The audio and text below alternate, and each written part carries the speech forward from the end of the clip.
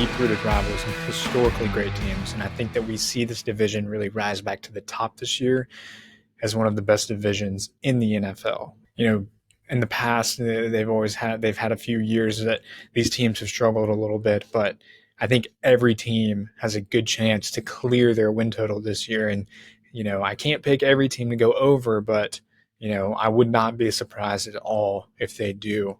This should be a fun one. There's no clear-cut favorite. Obviously you have the Bengals, who probably are the obvious favorites and the most bet on team, but don't put it past any of the other teams to potentially dethrone the Bengals as the best team in the AFC North.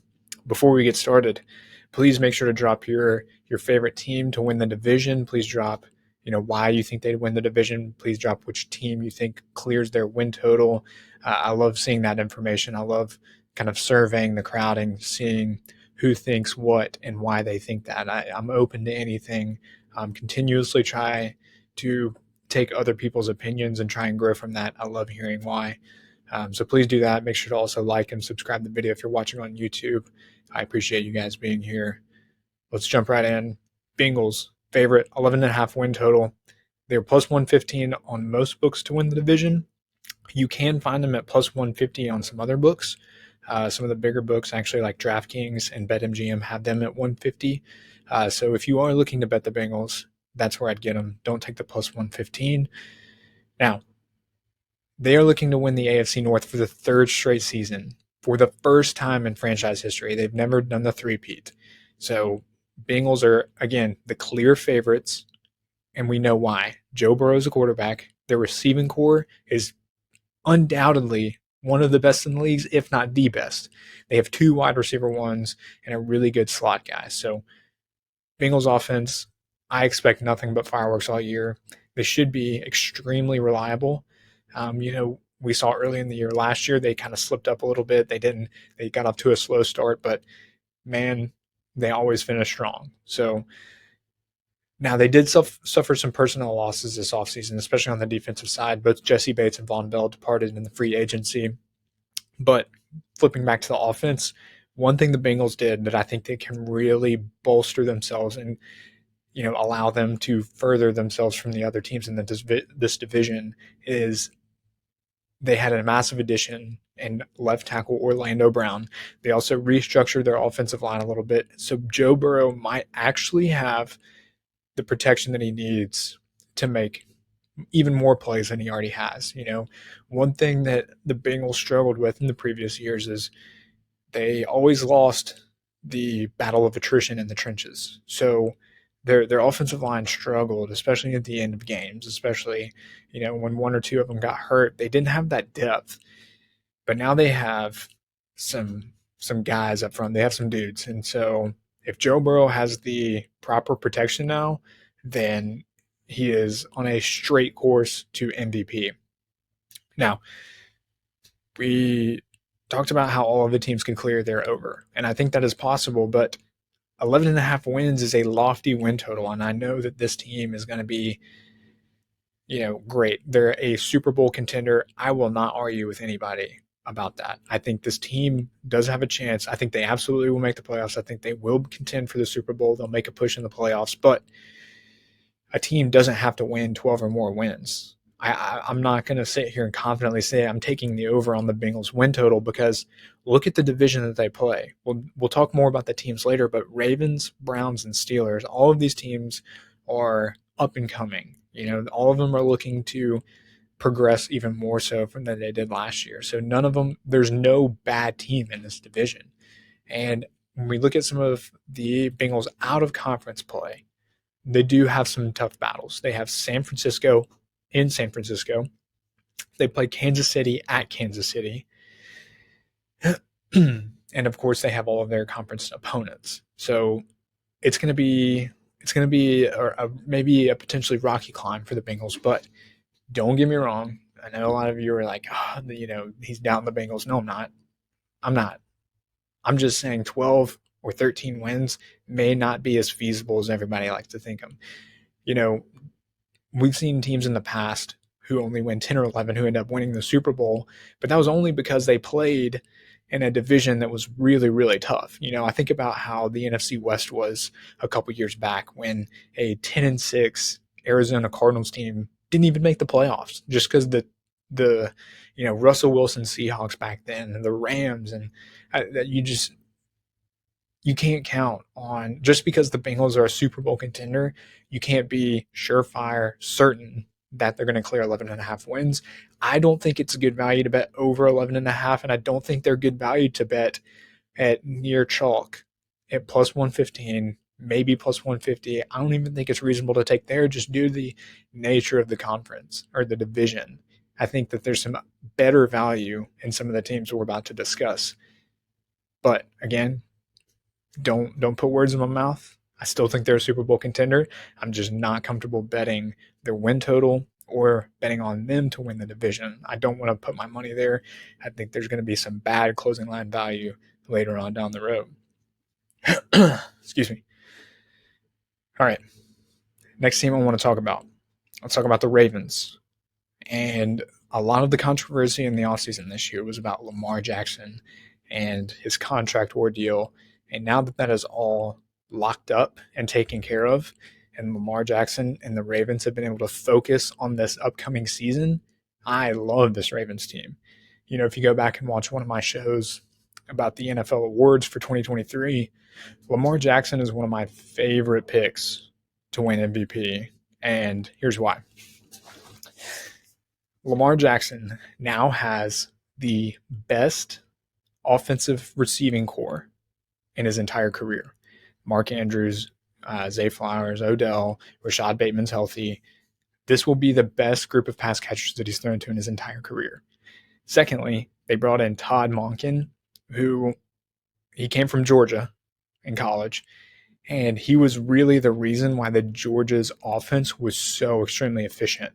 And a lot of people will kind of debate this, but for those who know college ball and watch Georgia, they had Stetson Bennett as their quarterback, and he was a sixth-year walk-on. He was good nonetheless, but it wasn't because of his talent. It was because Todd Monken molded him into the quarterback he needed to be. So with him being able to do that with Stetson Bennett, transition that, you give him one of the best talents in the league in Lamar Jackson. And some people will sit here and argue with me, hey, Lamar Jackson is just a runner. He's a running back at quarterback. Whatever. No chance. Dude won MVP a couple years ago. He led the entire league in passing touchdowns. And he was 4th overall last year in terms of average yards per completion. So, no, this guy is way more than a runner. And I think that is with Todd Monken leading the pack and the upgraded wide receiver core and the upgraded offensive line. They have Ronnie Staley down in the corner. According to the Pat Thorman model, they have the 8th best overall offensive line in the league. With this remolded Ravens offense, they are going to be extremely dangerous. And teams are going to have to, decide, will they stack the box? Will they protect against the run? Will they protect against Lamar Jackson's legs? If they do that, he's going to shred them with their arm. Vice versa, he's going to shred them with their legs if they try to control the secondary. So I love the Ravens, and I love them at 9.5. They've become a little bit chalk. Excuse me.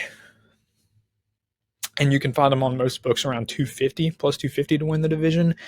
That's not enough for me to take them due to the Bengals. I think if they were plus, 300-400 with what they were earlier in the offseason, I got a little bit of them during the Lamar Jackson contract negotiations. I think they're too close to the chalk now for me to be comfortably taking them to win the division, even though I do think, I think they have just as good of a chance to win the division as the Bengals do. A lot of people call me crazy, but it's just that good of a division. The Bengals are that good of a team. The Ravens are going to be that good of a team. I don't think people realize. And so when you take that into account and then you jump into the Browns are also a sleeping giant of a team. And they absolutely can be a Super Bowl contender. And it kind of hinges on Deshaun Watson. We saw him kind of struggle last year.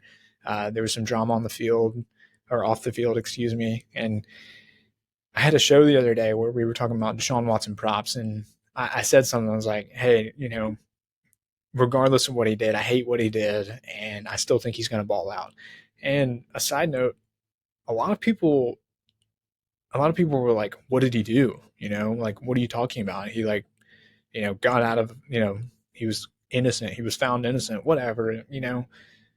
Let's just agree to disagree. I don't think 33 different, sexual assault allegations are a coincidence. I don't think that necessarily, I will treat him whatever. I'm not. I just I think something's still weird going on, and I'm not a fan. I think there's, maybe, sure, maybe he avoided the justice system, but neither here nor there. That doesn't change the fact that I do think he's going to ball out this year. I think he started off slow. He was a little bit rusty, getting acclimated to Kevin Stefanski's offense. And now that he's had a full offseason, he's been, working kind of under the radar, trying to avoid all of the drama. I think with this offense, we talked about Pat Thorman's offensive line model. They have the third best offensive line in the NFL, projected third best.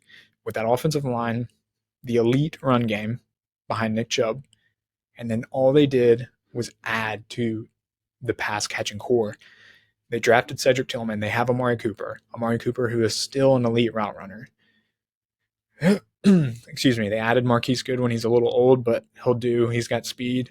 They added Elijah Moore, and they have Donovan Peoples-Jones. I mean, this is crazy. On top of signing David Njoku to an extension, they have Harrison Bryant at tight end, who's an underrated weapon in the passing game at times. This offense can erupt this year. And we've seen how efficient they've been in the past with quarterbacks like Jacoby Brissett. And so with Deshaun Watson comfortable in this offense, Kevin Stefanski calling the plays, I am betting on the Browns to exceed expectations this year. I think this team is going to be really exciting, offensively speaking. They're going to be extremely efficient, and they're going to really come out surprising some teams. And their defense, I mean, they have some flaws, but Jim Schwartz and company, they still have a lot of good pieces. And they're going to be aggressive, and there's plenty of talent to kind of mask some of the holes that they have on their defense. So I'm a big fan. I'm a believer in the Browns. I think that, a lot of their cross divisional matchups are NFC West and AFC South, and that could be an additional win, a few wins, because those are some bad teams in those divisions. I won't say specifically, but over 9.5 wins for the Browns is absolutely reasonable. I'm taking the over. I took the over at 8.5. I think they are a double-digit win team, and I think that they're going to surprise some people and are a potential Super Bowl contender. And so, call me crazy, but man, everything aligns on the offensive side of the ball. The defense, all they have to do is hold up and allow their stars to do their thing, like Myles Garrett and company. And I think this team's going to come out and really, really kind of make a splash in the NFL while nobody's really expecting it. Now, final team in this division is the Steelers. And, one thing, it's kind of a joke, but not really, is Mike Tomlin's, he really doesn't have losing seasons. He never falls below 500. And, say what you want, but the Steelers, they have a lot of young guys, but Mike Tomlin, he's a damn good coach. I'm a believer in him as a coach. I think he's going to elevate. He elevates his teams more than they're actually worth sometimes. Sometimes he may have a sub 500 team, but he always elevates them. He always adds a few wins on just because of his coaching skills. So, and his team really gets up for him. I think the Steelers are going to take a next step. I think Kenny Pickett, he had a lot of raw talent last year. We saw him exceed in certain spots. I think there's still going to be some growing pains. And I think that, again, as I do know, and I think that he will take the next step in the league this year, statistically and performance-wise. The Steelers, it's just unfortunate because I think it says a lot about the division, because I still think they are going to have a hard time beating out the other teams. I think, what they're going to do is they're going to go 1-1 with a couple of the teams and just kind of be at a stalemate until the end of it. And I don't want to downplay the team that the Steelers can be, because they can win good games. And again, it's a testament to this division and how stacked it is in terms of talent. Because I am a believer in Kenny Pickett. I am a believer in George Pickens. I do think that this offense takes the next step and, really starts to click. The defense does need to bounce back a little bit. They struggled last year, but they do have elite upside. TJ Watt and some veteran stability and Cam Hayward and Patrick Peterson.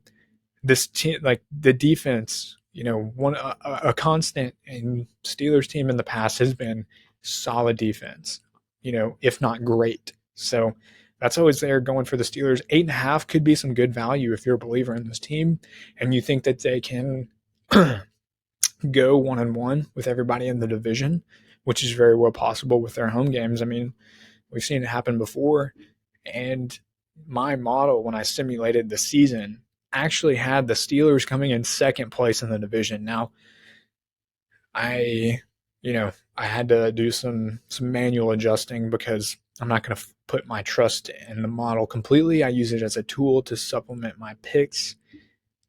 And so I bumped them back down just because I'm a believer. It's not because I don't like the Steelers. It's because I like the Ravens and the Browns that much. I think they're going to be that good of teams. And this division is going to be, a force to be reckoned with. They're arguably going to be the best division along with the AFC West. I'm really excited about all of these teams. If it could, I would not be surprised if all of these teams clear the over on their win total. And I think that is very much in reason. Now, statistically speaking, probabilistically speaking, it's more than likely that one or two of the teams fall below their win total, just the way that it all plays out and the nature of divisional rivals. But I think one of these teams is going to be really, really solid. I don't expect any drop off from any of these teams. It's going to be extremely competitive. I'm super excited. And if I had to pick one team and their best odds, trying to find some value and taking a division winner this year, I can't bet chalk. I'm not going to bet chalk with the Bengals. It seems like the Ravens are turning more and more into chalk. So I'm going to avoid them.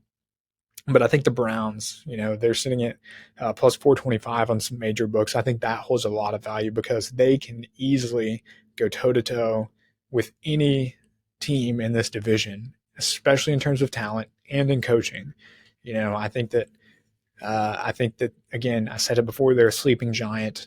I have high expectations for this Browns team, and I think they're going to come out swinging. So best odds for me is the Browns. I think that they're going to have really great closing line value later in the year. I think they might end up being in the final race within the top two teams of this division to win it. So that's it for me. Again, if you're watching, please make sure to comment your picks, your favorites to win the division, and who you think is going to go over or under their win total. Obviously, add why. I love hearing from you guys. I love, absorbing other people's opinions. One thing I want to do is just constantly learn, try and feed off other people. But, I hope you guys enjoyed.